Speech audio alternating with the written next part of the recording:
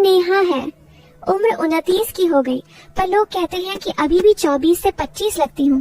काले घने बाल कमर तक, आंखें बड़ी बड़ी, होंठ गुलाबी से और फिगर, अरे छोड़ो, खुद ही समझ जाओ। जब मैं व्हाइट कोट पहनकर क्लिनिक में घुसती हूँ तो मरीजों की आंखें मेरे चेहरे से नीचे खिसक जाती हैं।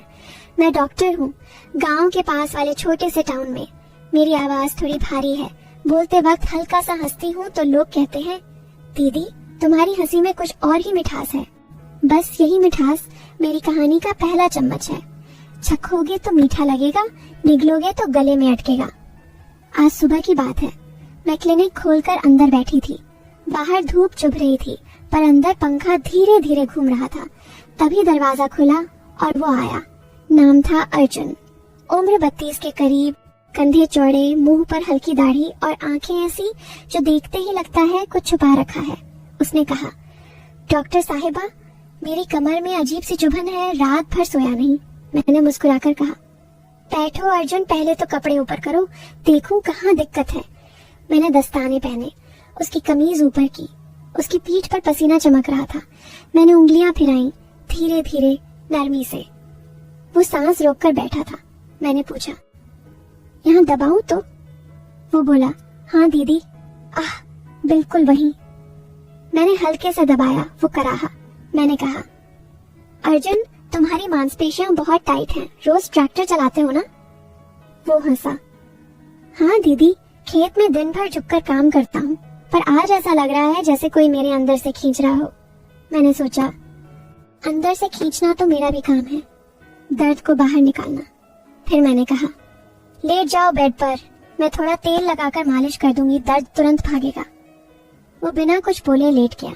मैंने तेल की शीशी खोली। गर्म तेल की खुशबू कमरे में फैल गई।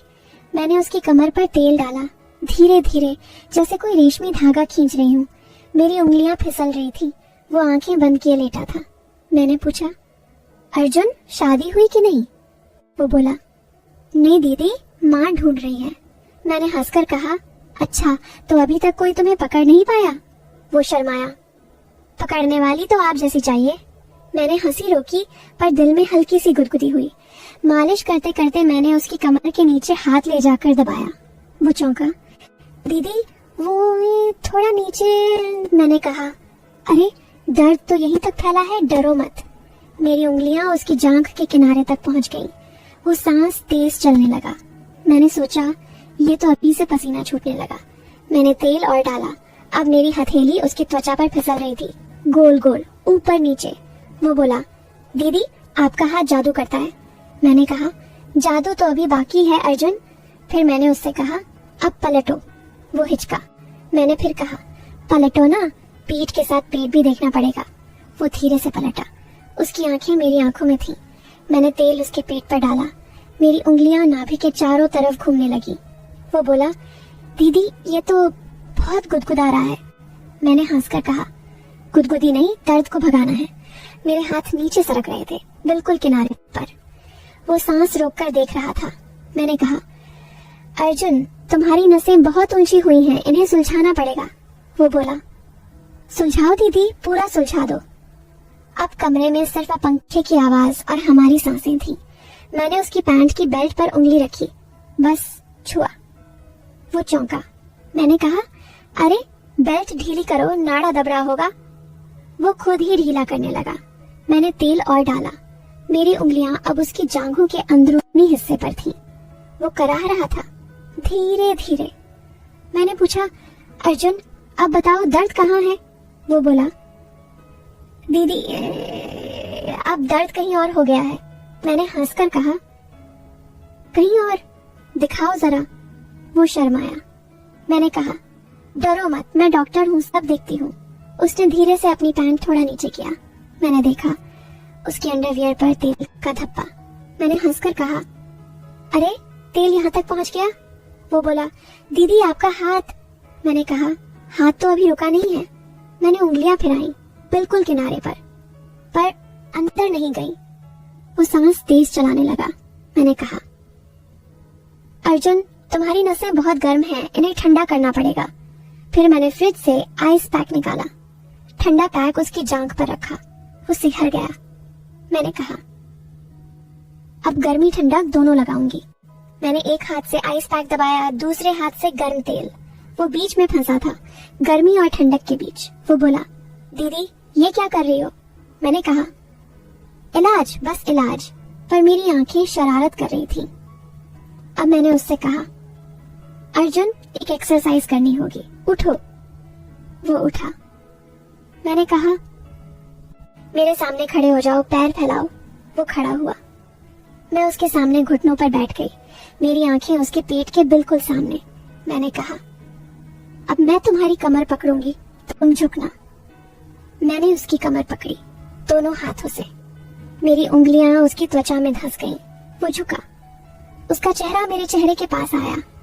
मैंने उसकी सांस अपनी गाल पर महसूस की। मैंने कहा, अब सीधे हो जाओ। वो सीधा हुआ। फिर मैंने कहा, अब मेरी कमर पकड़ो। वो हिचका। मैंने कहा, पकड़ो ना, मैं भी तो झुकूंगी। उसने मेरी कमर पकड़ी। उसके हाथ गर्म थे। मैं झुकी। मेरा कोट ऊपर उठ गया। मेरी कमीज का किनारा दिखने लगा। वो देखता रहा। मैंने कहा, अर्जुन तुम्हारा हाथ कांप क्यों रहा है? वो बोला, दीदी आप बहुत सुंदर हो। मैंने हंसकर कहा, सुंदरता तो इलाज में मदद करती है। फिर मैंने उससे कहा, अब मेरे कंधे पर हाथ रखो, मैं तुम्हें स्ट्रेच करवाऊंगी। उसने रखा। मैंने उसका हाथ दबाया धीरे से।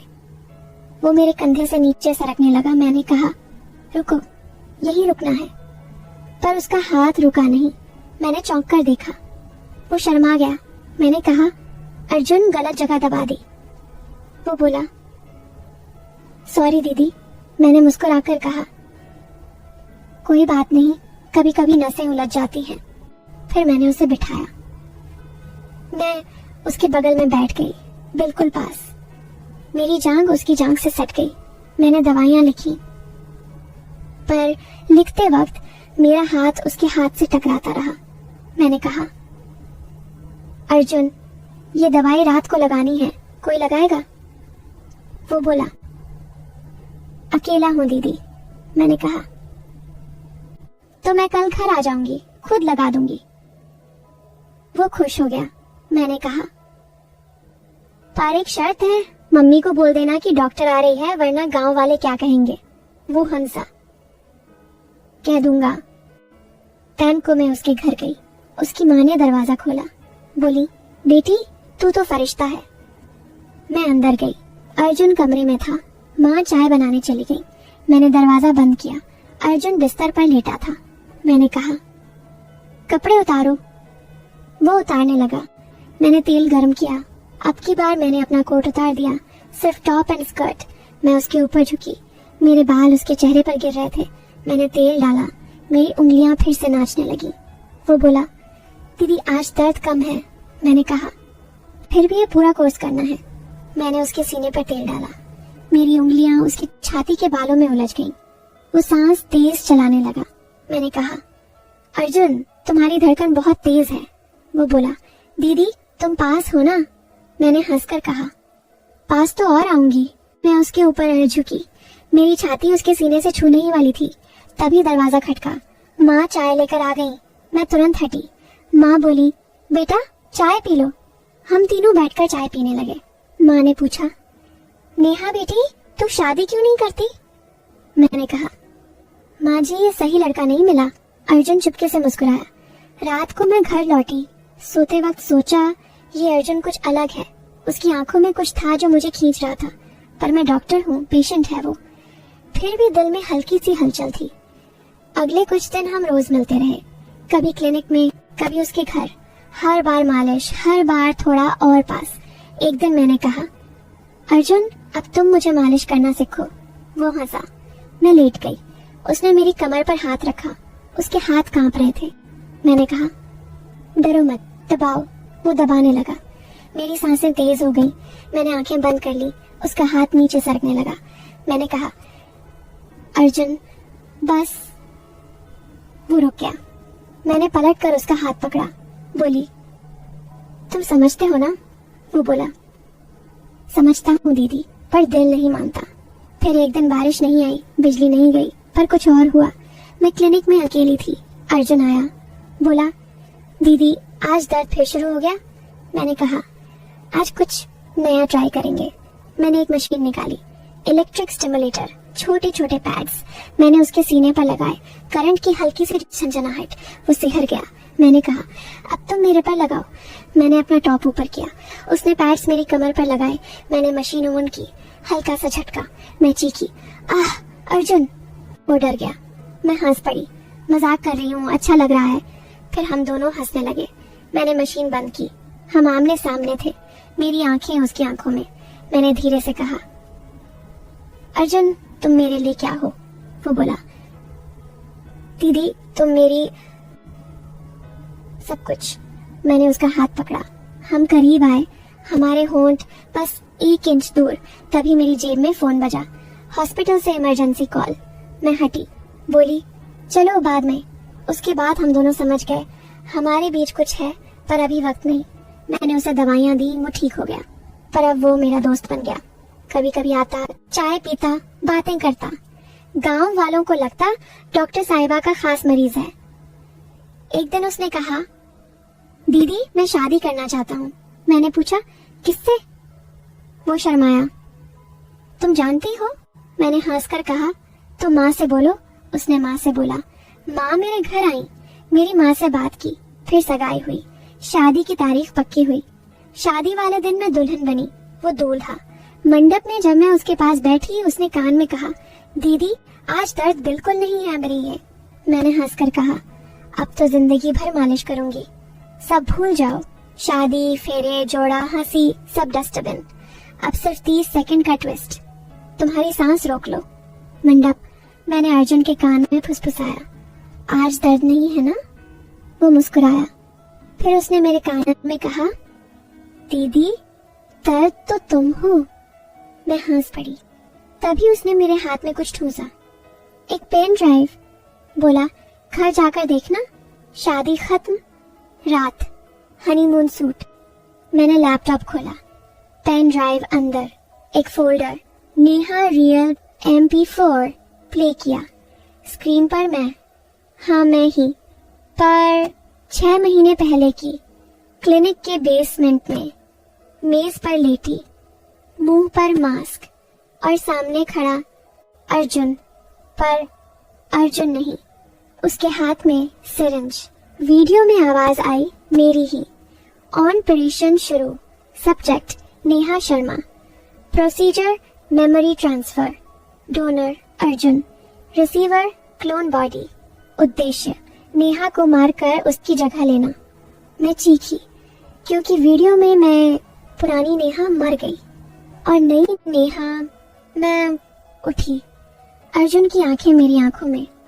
वीडियो खत्म। आखिरी लाइन, अब तुम नेहा हो, मैं अर्जुन हूँ, पर असली अर्जुन तुम्हारे अंदर है। हर रात जब तुम सोती हो, वो जगता है और कहता है, दीदी अब मेरी बारी। मैंने अपना पेट छुआ, अंदर कुछ हिला। मिरर में देखा, मेरी आंखें अर्जुन की। दरवाजा खुला, अर्जुन अंदर आया, बोला, सो गई थी दीदी? मैंने मुस्कुराकर कहा, नहीं, अब जाग गई। और मैंने उसका गला दबाया, कहते हुए, अब तू सो जा हमेशा के लिए। लाइट बंद। अब बताओ, कौन नेहा थी, कौन अर्जुन और कौन जीता? मैं हंस रही हूँ क्योंकि अब मैं दोनों हूँ और तुम